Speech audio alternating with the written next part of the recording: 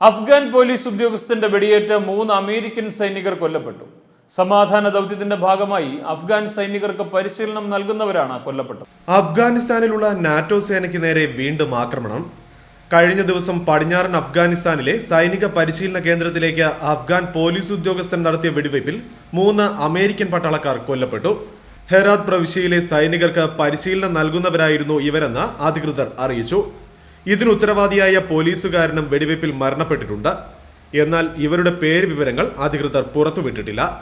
അക്രമിക്ക് മറ്റേതെങ്കിലും തീവ്രവാദി ഗ്രൂപ്പുമായി ബന്ധമുണ്ടോ എന്നതിനെപ്പറ്റി ഇപ്പോൾ അന്വേഷണം നടന്നു വരികയാണെന്ന് അഫ്ഗാൻ പോലീസ് വക്താക്കൾ അറിയിച്ചു. എന്താണ് ഇയാളെ ഇങ്ങനെ ഒരു ആക്രമണത്തിലേക്ക് നയിച്ചത് എന്നത് ഇപ്പോഴും ദുരൂഹമായി തുടരുകയാണ്. ഇന്നോ നാളെയോ മാത്രമേ കൂടുതൽ വിവരങ്ങൾ പുറത്തുവരൂ. സമാധാന ദൗത്യത്തിനായി അഫ്ഗാനിലുള്ള നാറ്റോ സേനയ്ക്കെതിരെ നിരന്തരം ആക്രമണങ്ങൾ നടക്കുകയാണ്. ഇതിൽ 30ഓളം സൈനികരാണ് കഴിഞ്ഞ 7 മാസത്തിനുള്ളിൽ കൊല്ലപ്പെട്ടത്. അഫ്ഗാൻ സൈനിക വേഷത്തിലും പോലീസുകാരുമാണ് ഇതിൽ മിക്ക ആക്രമണങ്ങൾക്കും പിന്നിൽ. 2014ഓടെ നാറ്റോ സൈന്യം ദൗത്യം പൂർത്തിയാക്കി മടങ്ങുമെന്ന് പ്രഖ്യാപിച്ചിട്ടും അക്രമങ്ങൾ തുടരുന്നത് ഒരു വലിയ ചോദ്യചിഹ്നമായി തുടരുകയാണ്.